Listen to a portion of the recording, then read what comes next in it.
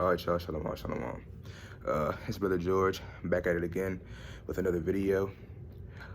Today, this video is going to be about deliverance. The reason why I want to do this video on deliverance is because kind of through my own testimony, I was studying late at night a couple days ago, watching a video of Brother Naquam from WFI, and he brought out, some scriptures that really made me think of overall deliverance, man. And I just feel like, especially being a younger brother in Israel, that I got to kind of connect with you guys and just give a shout out to the younger brothers in Israel, brothers and sisters, that are just really out here doing this work, because we get obstacles thrown at us too. Temptation gets hard, times get rough. All of our living situations may not be the best. It's a lot of people that's being laid off right now due to the so-called virus, right? So there's a whole bunch of things, that we go through too, being younger. One of those things being school. That just started back up. I just got out here in Maryland. It's about 12:10. I know that seems kind of early, but started at 7:30. And that's just because we only had 3 classes today. They kind of break it up. We got A days, B days, but not to get into that too much. Just overall to talk about how we have things to do, I work a job, and certain things like that. So I know that sometimes we kind of be like, dang, well, I'm tired. Where do I fit the time in to do it, So I'm just going to go over a couple of scriptures on deliverance to show and prove to you guys that when you're truly in the spirit, when you truly follow the Father and keep the laws, that at the end of the day, you can be saved. And just some big stories right there in the Torah. One of the biggest ever, that everybody is told in church, but nobody really goes over, is Moses, right? Everybody knows how, Moses parted the Red Sea and did all of these miracles and let the Pharaoh let the people go, right? Salakia for the mix up of words. But yeah, everybody knows that story from church, but nobody ever mentions the fact that it's about Israel. Wonder why, trying to hide our true identity once again. But just going into Exodus 14, you can see how close Moses was with the Father and how true he was in his spirit. Of course, he was chosen from the beginning because the scriptures say that all things are destined. But, we were his people, so he let us go, right? Then another thing with Noah. At that point in time, the world was very wicked and it needed to be cleansed. So what did he do? Killed everybody, but Noah was the only person doing the things that he was supposed to do, so he got saved. So those are just 2 big stories that we touch on when it comes to deliverance a lot, and we give out scriptures, but I'm going to give, or try my best to give, actual testimonies of people who have got saved out of situations for their doings, right? For not only their faith, but their fruits, aka works as well. So right now, I'm gonna jump to the book of Acts, chapter 16, right? I'm gonna get right into it. I'm gonna read Acts chapter 16, verses 19, Salakia, verses 19, blah, blah, through 26. I don't know what's going on, y'all. My throat kind of dry.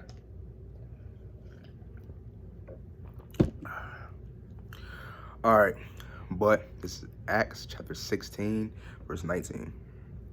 And when our masters saw that the hope of their gains was gone, they caught Paul and Silas and drew them into the marketplace unto the rulers, and brought them to the magistrates, saying, These men, being Jews, do exceedingly trouble our city, and teach customs which are not lawful for us to receive, and neither to observe, being Romans. So let's jump back a couple thousand years at this point in time, right? Of course, Paul is a mighty man of the Lord. He doesn't give a damn about what they're saying. He's out here doing the works how you should be. But this is going to happen to us soon. When these vaccines and certain things roll out, when the chip rolls out, when we can't do, the things that we're supposed to do, when there's a second lockdown coming in the winter, which is probably approaching soon, they're going to crack down on people being in the streets. It's going to be guards everywhere. You're going to have martial law. You're going to have a lot of things popping off, right? And there's going to be a lot of people that are going to be delivered up, telling on people. It may be your brother, your mom, your sister. Like Matthew 24 says, the love for many is going to wax cold in those days. So you can't really depend on certain people like that. And another thing that the scriptures say is that, you don't really got to worry about your mom, your brother. If you continuously tell them and they don't do it, it doesn't resonate up here, then at the end of the day, bro, you got to keep going, because you got to work out your own salvation with fear and trembling. And just like the Most High said, Salakia, just like Yahweh said, dang, I forgot the scripture off the top of my head, but roughly paraphrasing, it's just referring to how the people that keep the commandments are your mother and father, your brother and sister, right? So let's just keep going. And the multitude rose up together against them, and the magistrates rent off their clothes and commanded to beat them, right? So they're out here being the true Jews, being what they're supposed to do, being fishermen for the people, right? How we're supposed to be doing. And once again, this is going to happen to us. In Rome, you know, Constantine, he had a big, or just Rome, period, had a big part in the Catholic Church and Christianity being pushed on many people because they conquered many lands and they took their religion with them, right? So at this point in time, the Jews, us, were being persecuted by Rome. And if we got caught keeping the Passover or anything like that, you know, we would die because they were trying to strip us of our true identity, right? So that's what's going on there. They ripped their clothes off and beat them naked, right? Continuing to verse 23. And when they had laid many stripes upon them, they cast them into prison, charging the jailer to keep them safely, man. So they knew that they were mighty men of the Lord. They didn't just kind of throw them in prison and leave them there, right? They took these men and set a guard there to make sure that they don't go anywhere.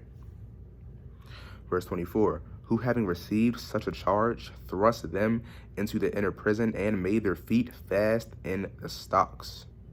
You know, so they weren't just thrown into prison, but they were kind of thrown into prison, you know, kind of confined, right? You know, think of it something like, you know, a straitjacket, ankle shackles, you know, things like that, talking about their feet on the stocks. Verse 25, and at midnight, Paul and Silas prayed and sang praises unto God, and the prisoners heard them. And suddenly there was a great earthquake, so that the foundations of the prison were shaken, and immediately all the doors were open and everyone's bands were loosed. So, right there, right? Paul and Silas, two mighty men of the Lord, right? They just got thrown into jail, beaten, you know, kind of what they got now is like maximum security, right? They got a guard with them, you know, they got their feet in stocks. All of these crazy things are continuously happening to them, you know, one after another, all because they're out there doing the work of the Most High. And what happens, man? They sang, they praise to the Lord. And what does he do? He lets them go. Earthquake breaks everything open, man. So when you're really out here truly keeping the laws, you know, the Lord can make anything happen. He can deliver you out of any situation.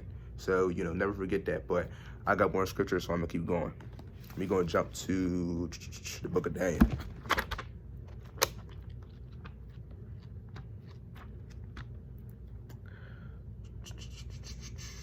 Salakia, give me a minute.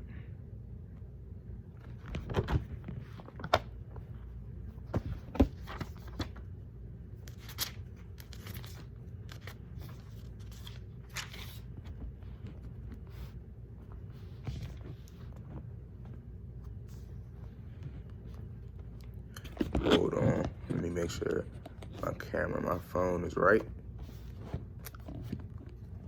All right, there we go. So we're gonna jump to Daniel 3. And I'm gonna start at verse 9. They spake and said to the king, Nebuchadnezzar, O king, live forever.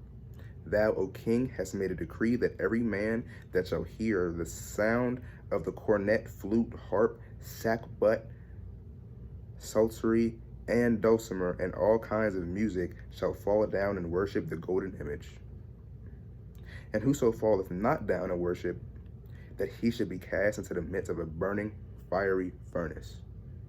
These are certain Jews whom thou hast set over the affairs of the prince of Babylon, Shadrach, Meshach, and Abednego. These men, O king, have not regarded thee. They serve not thy gods, nor worship the golden image which thou hast set up. Right? Hold on, Salakia. Let me make sure I get this camera together, y'all. Making sure y'all can see me. All right, there we go. So Meshach, Shadrach, and Abednego, all not down worshiping his image. Kind of like the same thing that it talks about in the book of Revelations, talking about how the people that don't worship, the people that do worship the image are going to be persecuted, right? And they already know this in their head, right? So they're not down with this, which is kind of how we should be. Not kind of, this is how we should be, man. You know, when these things are happening to us and we got to bow down, you know, to Baal, Baal, you know what I'm saying? These evil, wicked people that run the Federal Reserve that are doing this, that are doing all of these evil things here, you know what I'm saying? We shouldn't, man. So I'm gonna keep going.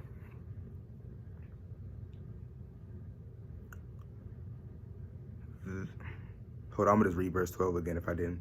There are certain Jews whom thou hast set over the affairs of the prince of Babylon, Shadrach, Meshach, and Abednego. These men, O king, have not regarded thee. They serve not thy gods, nor worship the golden image which thou hast set up. Then Nebuchadnezzar, in his rage and fury, commanded to bring Shadrach, Meshach, and Abednego. Then they brought these men before the king. Nebuchadnezzar spake and said unto them, Is it true, O Shadrach, Meshach, and Abednego? Do not ye serve my gods, nor worship the golden image which I have set up? Now if ye be ready, that at the time ye hear the sound of the cornet, flute, harp, sackbut, psaltery, and dulcimer, and all kinds of music, ye shall fall down and worship the image, Salakia, which I have made well. But if ye worship not, ye shall be cast the same hour out into the midst of a burning, fiery furnace. And who is that God that shall deliver you out of my hands, right? So Nebuchadnezzar is kind of testing him. Like, all right, you know what I'm saying? When you hear this music and you don't bow down to this image, we're going to see what God going to save you, right? Verse 16, Shadrach, Meshach, and Abednego answered and said to the king, O Nebuchadnezzar, we are not careful to answer thee in this matter. If it be so, our God, whom we serve, is able to deliver us from the burning fiery furnace, and he will deliver us out of thine hand, O king. But if not, be it known unto thee, O king, that we will not serve thy gods, nor worship the golden image which thou hast set up. Right? So they already saying, man, you know, our God got us. God of Israel got us. Yahweh got us, no matter what. Right? Then was Nebuchadnezzar full of fury. And he was full of fury because they was kind of, you know, testing him and telling him, man, you know, Nebuchadnezzar, he got all of this power. He reigning at the moment. So he's like, you know, what your God going to do? I got the power. I'm the man. And they kind of mock him. And it's like, you know what? Even if our God doesn't save us, even though we got faith that he will, I'm still not going to bow down, man. Verse 19 again. Then was Nebuchadnezzar full of fury, and the form of his visage, Salakia, was changed against Shadrach, Meshach, and Abednego. Therefore he spake and commanded that they should heat the furnace 7 times more than it was wont to be heated. Right? So they turn this thing up 7 times, man, 7 being a complete number too. And he commanded the most mighty men that were in his army to bind Shadrach, Meshach, and Abednego, and to cast them into the burning fiery furnace. Then these men were bound in their coats, their hosen, and their hats, and their other garments, and were cast into the midst of the burning fiery furnace. Therefore, because the king's commandment was urgent, and the furnace exceedingly hot, the flame of the fire slew those men that took up Shadrach, Meshach, and Abednego. And these 3 men, Shadrach, Meshach, and Abednego, fell down bound into the midst of the burning fiery furnace. Then Nebuchadnezzar, the king, was astonished, and rose up in haste and spake and said unto his counselors, Did not we cast 3 men bound into the midst of the fire? They answered and said unto the king, True, O king. He answered and said, Lo, I see 4 men loose, walking in the midst of the fire, and they have no hurt. And the form of the 4th is like the Son of God. Then Nebuchadnezzar came near to the mouth of the burning fiery furnace and spake and said, Shadrach, Meshach, and Abednego, ye servants of the Most High, come forth and come hither.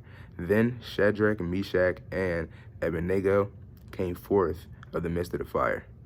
And the princes, governors, and captains, and the king's counselors being gathered together, saw these men upon whose body the fire had no power, nor was an hair of their head singed.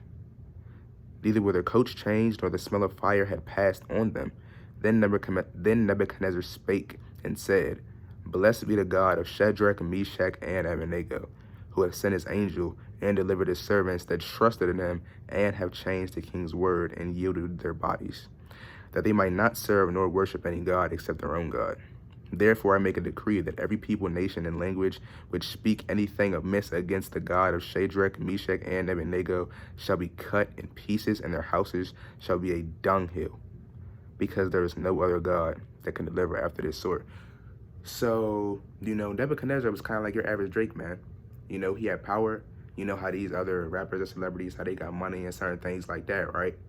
How they get these cars, these houses, they get power, they get the more money than a so-called average Negro, right? And then they think that they could just go out here and do what they want and tell them, you know, man, you don't know what you're talking about, right? So he kind of did the same thing, but then he got shown something and it changed his heart for the better, man. Now he follows the Most High and his laws. He said that he made a decree that anybody else that doesn't follow these men, that doesn't follow the God of these men, for a better term of words, that, you know, you gonna get cut up, but your house is gonna be a dunghill, man. Right? So now I'm gonna go to Daniel 6. Everybody knows this story, talking about Daniel being freed from the lion's den.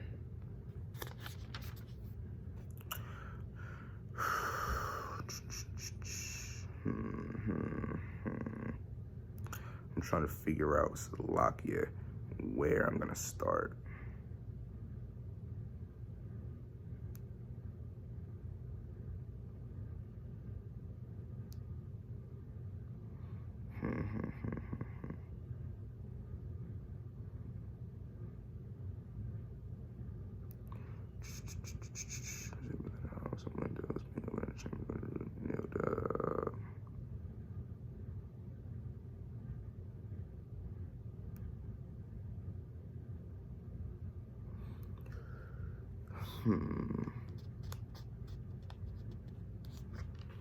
I don't think I want to start at 1. I don't want to make this video too long and necessarily do a whole read through, but Daniel 6 is kind of one of those things where you kind of need to get the context. So I'm gonna start at Daniel 6:3. Then this Daniel was preferred above the presidents and princes, because an excellent spirit was in him, and a king thought to set him over the whole realm. And then the presidents and princes sought to find occasion against Daniel concerning the kingdom, but they could find none occasion nor fault, for as much as he was faithful. Neither was there any error or fault found in him. Then said these men, we shall not find any occasion against this Daniel, except we find it against him concerning the law of his God, right? So they couldn't find no dirt on this man, right? You know, they kind of looking into his past, doing certain things like that, but they couldn't find nothing. So I'm gonna continue reading. Then said, Salakia, verse 6. And then these priests and princes assembled together to the king, and said thus unto him, King Darius, live forever. All the presidents of the kingdom, the governors and the princes, the counselors and the captains have consulted together to establish a royal statute and to make a firm decree that whosoever shall ask a petition of any god or man for 30 days, save, O thee, O king, he shall be cast into the den of lions. Now, O king, establish the decree and sign the writing, that it be not changed, according to the law of the Medes and Persians, which altereth not. Wherefore King Darius signed the writing of the decree. Now when Daniel knew that the writing was signed, he went into his house, Salakia, and his windows being open, and his chamber toward Jerusalem. You know, that's why we're supposed to face east when we pray. He kneeled upon his knees 3 times a day and prayed and gave thanks before his God, as he did aforetime. Verse 11. Then these men assembled and found Daniel praying and making supplication before his God. Then they came near and spake before the king concerning the king's decree. Hast thou not signed a decree that every man that shall ask a petition of any god or man within 30 days, save, O thee, O king, shall be cast into the den of lions? The king answered and said, the thing is true, according to the law of the Medes and Persians, which altereth not. Right, so these people that were kind of getting dirt on Daniel, right? They went to the king and they was like, well, hold on. You know what I'm saying? Your boy Daniel doing this, but he's supposed to be, you know, a mighty one, Salakia, a ruler of the realm, right? You know, kind of trying to get him thrown under the bus.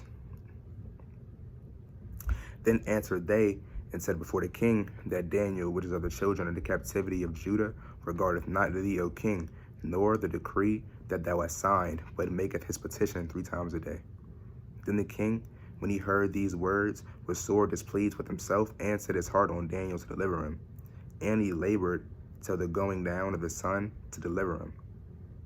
Then these men assembled unto the king, and said unto the king, now, O king, that the law of the Medes and Persians is that no decree nor statute which the king establisheth,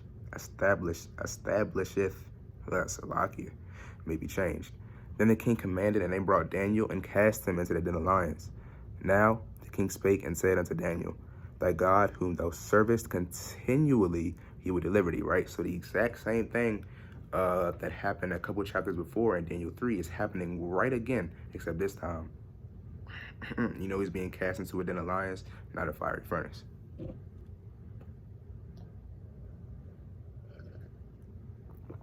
Salakia. And a stone was brought and laid upon the mouth of the den, right? So they kind of closed the den up.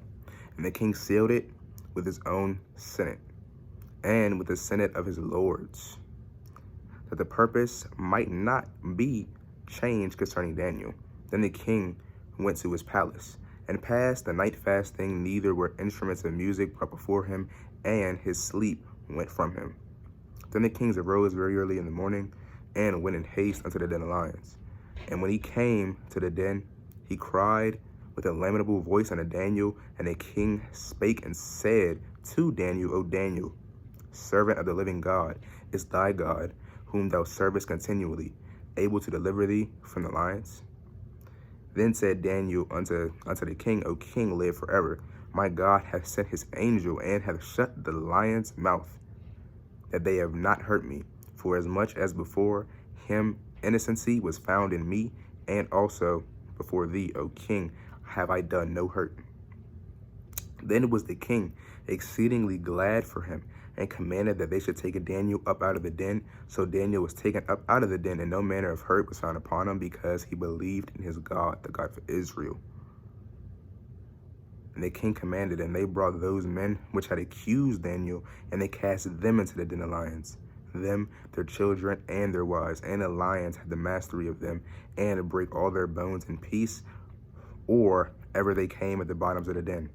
Then King Darius wrote unto all the people, nations, and languages, Salakia, that dwell on all the earth, peace be multiplied unto you. I make a decree that in every dominion of my kingdom men trembled and feared before the God of Daniel, for he is the living God, and steadfast forever in his kingdom, that which shall not be destroyed, and his dominion shall be even unto the end. He delivereth and rescueth, and he worketh signs and wonders in heaven and in earth, who hath delivered Daniel from the power of the lions. So this Daniel prospered in the reign of Darius and in the reign of Cyrus the Persians. Right, so another scripture right there. Sorry for the kind of long breakdown. I know my videos usually aren't as long, but I kind of just want to read, the whole story, because sometimes, you just go from this precept to this precept. Sometimes you kind of get shaken up a little bit. So I just wanted to kind of read that to get, the full context and the full story, just to show you that Daniel was in a bind, right? Daniel, Meshach, Abednego, and Eshrag or whatever. Well, I'm not going to say or whatever, but I believe that's what his name was. Salaki, if I forgot. But yeah, they never folded, man, ever. They were tried with a fiery furnace 7 times hot. When you go cook by the stove, right? You go to put your hand on it, see if it's hot, it's too hot, you kind of snatch it back like this. You know what I'm saying? Your hands start hurting, or you go to light the candle and you burn your fingernail, something like that. You kind of like, ow, man, down. Imagine that, but 7 times over on your whole body. You know what I'm saying? Your clothes and all of that, your skin being burned alive, right? But they weren't scared at all. None of these 4 brothers, stood down ever. And they actually made these mighty kings change their mind. The Most High had to show them his power, right?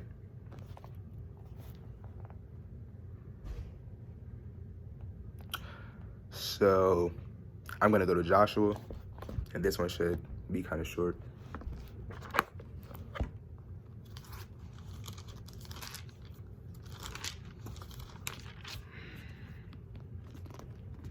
Hold on, Salakia.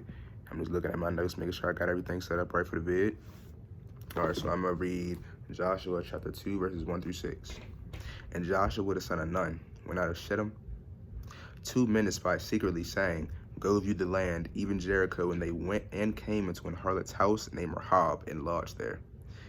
And it was told the king of Jericho, saying, Behold, there came men in hither to night of the children of Israel, to search out the country. And the king of Jericho sent unto Rahab, saying, Bring forth the men that are come to thee, which are entered into thine house, for they be come to search out all the country. So the king of Jericho somehow, you know what I'm saying, got a tip, that Rahab, was doing things. And a woman took the two men and hid them and said thus, there came men unto me, but I wist not whence they were. And it came to pass about the time of shutting of the gate, when it was dark, that the men went out. Whither the men went, I would not. Pursue after them quickly, for ye shall overtake them. But she had brought them up to the roof of the house and hid them in the stalks of flax, which she had laid in order upon the roof, right? So, think of like, I presume this to be like some kind of like attic area up there, right? Now we're going to go to Joshua 2, verses 12 through 14. Now, therefore, I pray you, swear unto me by the Lord, since I have shewed you kindness, that ye will also shew kindness unto my father's house, and give me a true token. And that ye will save alive my father and my mother and my brethren, and my sisters, and all that they have, and deliver our lives from death. And the men answered her, our life for yours, if ye utter not this, our business, and it shall be, when the Lord hath given us the land, that we will deal kindly and truly with thee, right? So these two spies that Joshua sent, search out the land of Jericho, right? Because in the book of Joshua, this is a time where everything from the Torah, not everything, but as far as getting our own land, when it talks about that land, the land over Jordan, right? That we're supposed to inherit. Joshua was going through absolutely slaying countries. You go through a couple chapters after this. It kind of starts, with Jericho, but then it goes to a whole bunch of other places. We start conquering the south and north. We start putting people on the east side, and et cetera, et cetera. So this is kind of where it starts. And these two men, were spies and a harlot, man. Not no righteous, mighty woman, nothing like that. A harlot, nothing but what you would call a modern day hoe. Saw these men and helped them. And she asked, she was like, since I did this, can you do this? Kind of one of those situations where people be like, you scratch my back, I scratch yours, right? Or vice versa, however that saying goes, right? So that's kind of what started going on. And they told her, he was like, you keep this a secret, and we got you.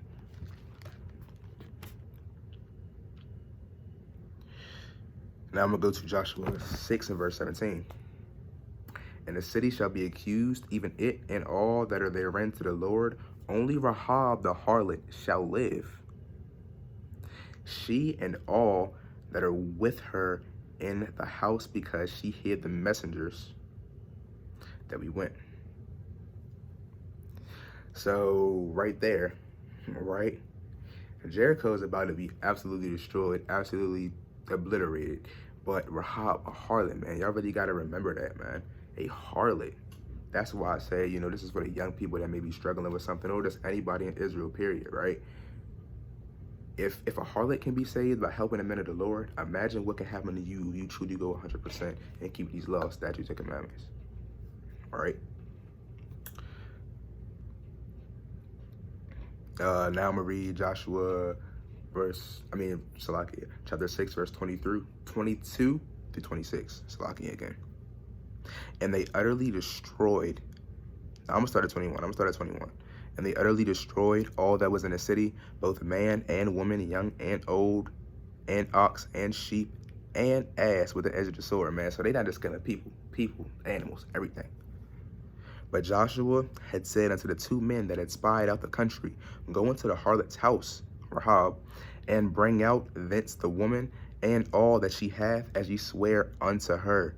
And the young men that were spies went in and brought out Rahab and her father and her mother and her brethren and all that she had. And they brought out all her kindred and left them without the camp of Israel. And they burnt the city with fire and all that was therein. Only the silver and the gold and the vessels of brass and of iron they put into the treasury of the house of the Lord.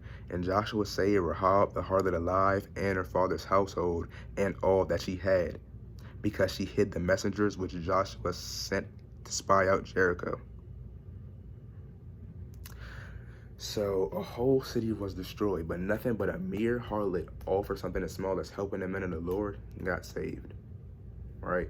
And the last thing that I want to hit is Acts 12.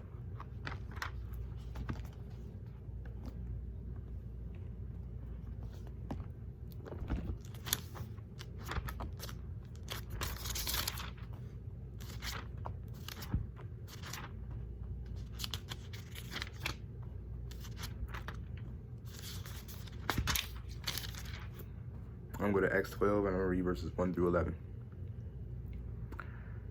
Now about that time, Herod the king stretched forth his hand to vex certain of the church, and he killed James, the brother of John, with a sword. And because he saw it please the Jews, he proceeded further to take Peter also. Then were the days of unleavened bread, right? So, unleavened bread is something that, we do at Passover, right? Where we don't eat no leaven, for about a week or so. And when he had apprehended him, he put him in prison and delivered him to four quaternions of soldiers to keep him, intending after Easter to bring him forth to his people. And a lot of people go to this scripture to say, oh, Easter's in the Bible. No, that's talking about Passover. Peter, therefore, was kept in prison, but prayer was made without ceasing of the church unto God for him. And when Herod would have brought him forth, the same night Peter was sleeping between two soldiers bound with two chains, and the keepers before the door kept the prison. So the same thing with Meshach, Shadrach, and Abednego. They were confined in prison too. They were confined, in stocks with a guard in prison. They wasn't just a no regular thing, and neither was Peter. Peter was literally sleeping between two guards.